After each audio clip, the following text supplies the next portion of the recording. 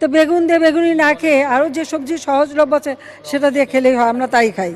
মিষ্টি কুমড়া দিয়েও খুব ভালো বেগুনি না বানায়, মিষ্টি কুমড়া দিয়েও বেগুনি বানানো যায়, সেভাবে আমরা করি, সেভাবে করা যায়।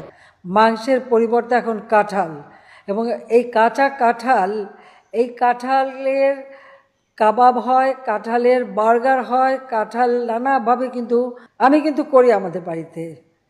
কাঁঠালে কাবাব করি, মাংসের পরিবর্তে কাঁঠালটা দিয়ে আমরা ওই স্বামী কাবাব বানানো বা বার্গার বানানো, কারণ আমাদের এখন অনেকে ভেজিটেরিয়ান হয়ে গেছে। ডিম সিদ্ধ করে আপনি যদি জিপলগে করে ডিপেও রেখে দেন, ডিম ভালো থাকে অনেক দিন। রান্না করার সময় আরামে রান্না করে খাওয়া যায়, ভর্তা করেও খাওয়া যায়। আমরা রাখি, খাই দেখে বলি আর কি। এগুলো তো নিজের থেকে শেখা।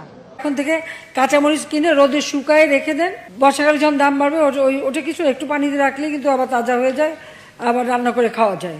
সহজ বুদ্ধি। টমেটো, অতিরিক্ত টমেটো হয়েছে বলছে কি করব, আমরা রোদে শুকায় রেখে দেন। পেঁয়াজ ছাড়াও কিন্তু রান্না হয়। হ্যাঁ, আমি কিন্তু করি, আমি করি তো, আমাদের বাসায় করে। আমরা কিন্তু পেঁয়াজ ছাড়াও রান্না করি। অনেক তরকারি আছে যা পেঁয়াজ ছাড়াই করা হয়। আপনারা যদি প্রেসার কুকারে মাছ 1 ঘন্টা 10 মিনিট সিদ্ধ করেন, মাছের কিন্তু কাঁটা নরম হয়ে যায়। মাছ মাছের মতনই থাকবে, কিন্তু কাঁটা নরম হয়ে যাবে, এবং আপনারা সেটা বাচ্চাদেরও খাওয়াতে পারবেন, এতে কোনো অসুবিধা হয় না। কাজে আমরা কিন্তু এটা করি, একটু রেসিপিও দিয়ে দিলাম সাথে, যাতে। বড়ই দিয়ে ইফতার করেন না কেন? আঙ্গুর লাগবে কেন? আপেল লাগবে কেন? আর কিছু নাই আমাদের দেশে? পেয়ারা দেন না, সবকিছু দেন, প্লেটটা ওইভাবে সাজান।